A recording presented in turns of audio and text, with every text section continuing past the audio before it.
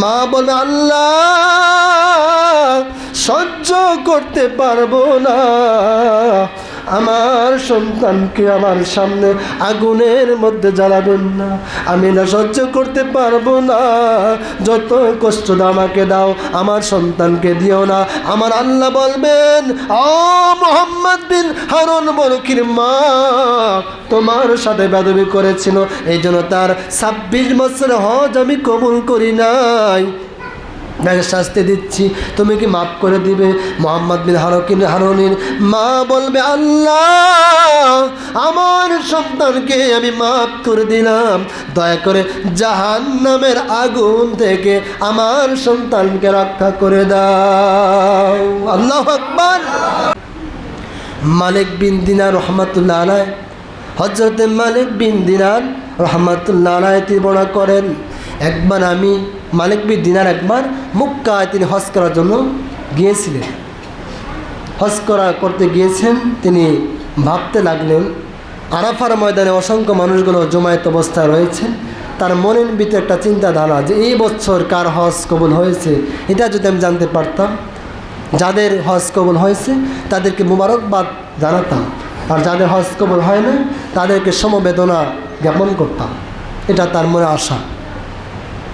তাই মালিক বিন দিনার মক্কার দিকে তিনি হজ করার জন্য রওনা দিয়েছিলেন, হজ করতে গিয়েছিলেন। তাই হঠাৎ করে আরাফার ময়দানে অসংখ্য মানুষগুলোকে জমায়েত হতে দেখে তার মনের মধ্যে চিন্তা জাগলো, এই বছর কার হজ কবুল হয়েছে আর কার হজ কবুল হয় নাই এটা যদি আমি জানতে পারতাম তাদেরকে আমি মুবারকবাদ দিতাম, আর যাদের হজ কবুল হয় নাই তাদেরকে সমবেদনা করতাম। আল্লাহর ওলি মালিক বিন দিনার বলে এই চিন্তা করে আমি রাত্রিবেলা আমি ঘরের ভিতরে আমি শুয়ে পড়লাম, শুয়ে পড়লে আমি রাত্রিতে স্বপ্নে দেখলাম আমার মালিক আমাকে স্বপ্নে দেখাচ্ছেন, ও মালিক বিন দিনার রহমাতুল্লাহ আলাইহি তুমি হজে গিয়েছিলে, এবছর কার হজ কবুল হয়েছে কার হজ কবুল হয় নাই তোমার জানার ইচ্ছা জেগেছে। ও মালিক বিন দিনার এবছর একজন ব্যক্তি ব্যতীত সকল হাজিদের হজ কবুল হয়েছে, একজন ব্যক্তির বাদ দিয়ে সকল ব্যক্তির হজ কবুল হয়েছে। আল্লাহর ওয়ালি জানতে চাই আল্লাহ কার হজ কবুল হয়েছে কার হজ কবুল হয় জানতে চাই। আমার মালিক খলিক রব স্বপ্নে তাকে এলকা করে জানায়, ও মালিক বিন দিনার মুহাম্মদ বিন হারুন বলকি ব্যতীত সকলের হজ কবুল হয়েছে। মুহাম্মদ বিন হারুন বলকি তো হজ করে প্রত্যেক বছর, এইবার মালিক বিন দিনার তিনি খোরাসানের গ্রামের দিকে রওনা দিলেন। মানুষদেরকে বলেন যে মুহাম্মদ বিন হারুন বলকি কোথায় থাকে, তার হজ কবুল হয় নাই শুধু, আর সব মানুষের হজ কবুল হয়েছে কিন্তু তার হজ কবুল হয় নাই, কারণ কি? এলাকার মানুষ বললেন যে মুহাম্মদ বিন হারুন বলকি তো ভালো মানুষ, তিনি আবেদ মানুষ, ইবাদত গুজার, প্রত্যেক বছর হজ করে, তিনি ভালো মানুষ, কিন্তু ভালো মানুষ হওয়া সত্ত্বেও তার হজ কবুল হয় নাই। এইবার তিনি তার সাক্ষাৎ করার জন্য মালিক বিন দিনার ইচ্ছা পোষণ করলেন। এলাকার মানুষ বললেন তাকে তো তার বাড়িতে পাওয়া যাবে না, তাকে পাহাড়ে এলাকায় একটা নির্জন একটা জীর্ণ শীর্ণ একটা কুটির বাড়ি, সেইখানে তিনি সবসময় মোরাকাবা করে থাকেন, সেখানে তাকে সম্ভবত পাওয়া যাবে, আপনি সেখানে গিয়ে দেখেন। আল্লাহর ওয়ালি মালিক বিন দিনার রহমাতুল্লাহ আলাইহি তিনি যাইতে যাইতে ওই মুহাম্মদ বিন হারুন বলকির সন্ধান পাইলেন, দেখলেন তিনি একটি জীর্ণ শীর্ণ বাড়ির কুটিরের মধ্যে তিনি মোরাকাবায় ব্যস্ত রয়েছে, আল্লাহ পাকের জিকির আজগারে ব্যস্ত রয়েছে। মালিক বিন দিনারকে দেখার পর মুহাম্মদ বিন হারুন বলকি বলে, কে আপনি, কোথা থেকে আপনি আসছেন, আপনার পরিচয় কি, নাম কি? মালিক বিন দিনার বলে, অমুক গ্রাম থেকে আমি এসেছি, আমার নাম মালিক বিন দিনার রহমাতুল্লাহ আলাইহি, আমি আল্লাহর ওলি মালিক বিন দিনার। তখন মোহাম্মদ বিন হারুন বলে কি বলে, আপনি হয়তো কোনো একটি স্বপ্ন দেখেছেন, কোন একটি স্বপ্ন দেখেছেন। কি ব্যাপার, আমি স্বপ্ন দেখলাম, তুমি জানলে কিভাবে? মোহাম্মদ বিন হারুন বলে কি বলে, হুজুর আল্লাহর ওলি, এই কথা রহস্য হচ্ছে প্রতি বছর আপনার মতো অনেক বান্দা এরকম স্বপ্ন প্রত্যেক বছর দেখে থাকে। আপনি যে স্বপ্নটা দেখেছেন, আপনার মতো এরকম স্বপ্ন প্রত্যেক বছর কেউ না কেউ দেখে থাকেন। আপনি স্বপ্ন দেখেছেন যে আল্লাহ পাক এই বছর সকল মানুষের হজ কবুল করেছে, কিন্তু আমি অদম গুনাহগার মোহাম্মদ বিন হারুন বলো কি, আমার হজ কবুল করা হয় নাই। সকলে হজ কবুল করেছেন কিন্তু আমার হজ কবুল করে নাই, এটা আপনি স্বপ্ন দেখেছেন। এইবার আশ্চর্য হয়ে গেলেন আল্লাহর ওলি। মালিক বিন দিনার বলে, ও আল্লাহর বান্দা, ইবাদত গুজার বান্দা, তুমি এত ইবাদত করো, এত জিজ্ঞাসা করো, তারপরে তোমার হজ কেন কবুল হয় না? কারণ কি? জীবনে কি কোনোদিন তুমি বেয়াদবি করেছ? তুমি কারোর সাথে বেয়াদবি করেছিলে? বলো। মোহাম্মদ বিন হারুন বলি কি বলে, আল্লাহর ওলি, আমার জীবনে আমি বেয়াদবি করেছি। আল্লাহ পাক আমাকে দুইটা নিয়ামত আমাকে দান করেছিলেন, একটি হচ্ছে আমার বাবা আর একটি হচ্ছে আমার মা।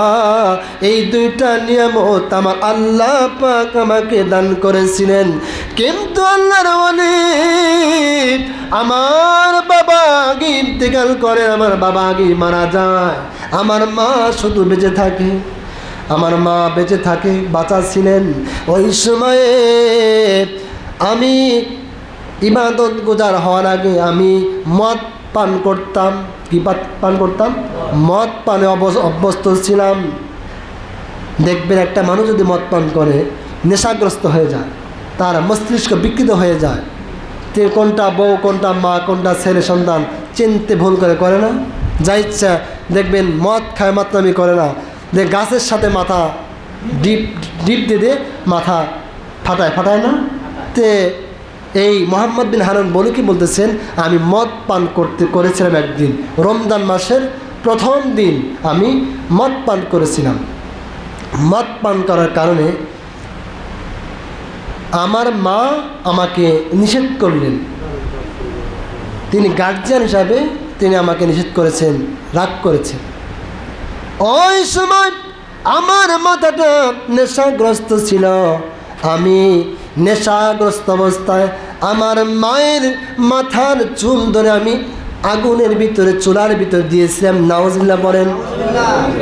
মাথার চুল ধরে আমি আগুনের চুলায় দিয়েছিলাম। যখন আমার নেশাটা কেটে গেল, আমার স্ত্রী আমাকে বলল, ও আমার স্বামী, আপনি কি করছেন? আপনার মাকে তো আপনি চুল ধরে আগুনের ভিতরে আপনি জ্বালাইয়া দিছেন। ওই দিন থেকে আমার মায়ের বদদুয়া আমার লেগে যায়। তারপর থেকে আমার মায়ের বদদুয়াটা লেগে যায়। আমি প্রতি বছর কি করি, আমি আমার মায়ের সাথে বেয়াদবি করার পর আমি যে হাত দিয়ে আমার মায়ের মাথার চুলটা আমি ধরে আগুনে দিয়েছি, আমি যখন নেশা থেকে ফিরে আসলাম, আমার হাতটা আমি কাটলাম। আমি কি করেছি? আমি ভুল করেছি। যেই মা আমাকে 10টি মাস 10 দিন গর্ভ ধারণ করেছে, মা আমার এত কষ্ট করে লালন পালন করেছে, ওই মার সাথে বেয়াদবি করেছি। এই হাত আমি আর রাখবো না। আমার নিজ হাত দিয়ে আমি হাতটা কেটে ফেললাম।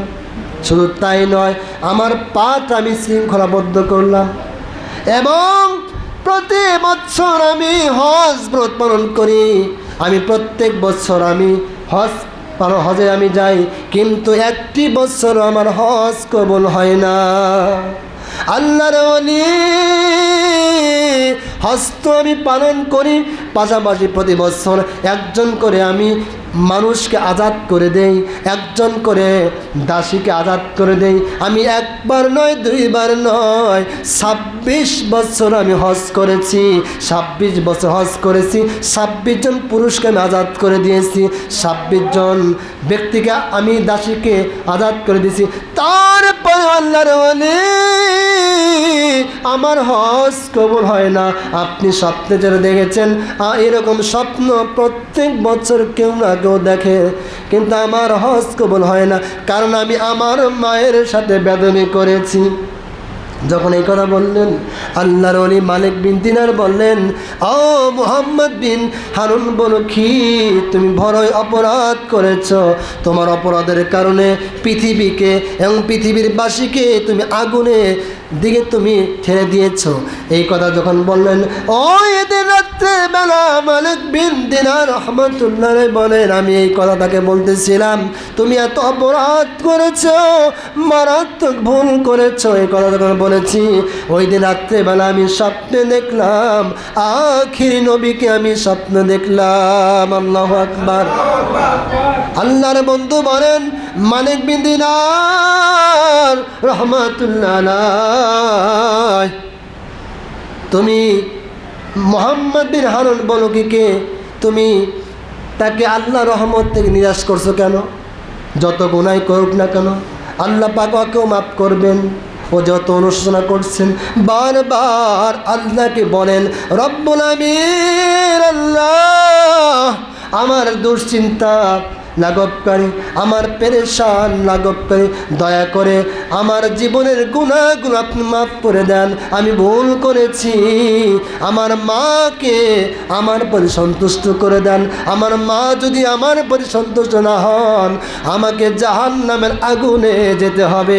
রব্বুল আমিন, দয়া করে মার অন্তরে মায়া জন্মায়া দেন।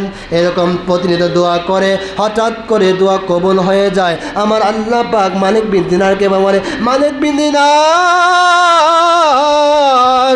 ওই মুহাম্মদ বিন হারুন বলকির দোয়া কবুল হয়েছে। কয়েকদিন তিনি দোজখে থাকবে, কয়েকদিন জাহান্নামে থাকবে। থাকার পরে আমার আল্লাহ পাক মুহাম্মদ বিন হারুন বলকির মায়ের অন্তরে মায়া দান করে দিবেন। ওই সময় মা যখন জাহান্নামে সন্তানকে ঢুকতে দেখবেন, জাহান্নামের আগুনে জ্বলতে দেখবেন, মা বলে, আল্লাহ সহ্য করতে পারবো না, আমার সন্তানকে আমার সামনে আগুনের মধ্যে জ্বালাবেন না, আমি না সহ্য করতে পারবো না, যত কষ্ট দাও আমাকে দাও, আমার সন্তানকে দিও না।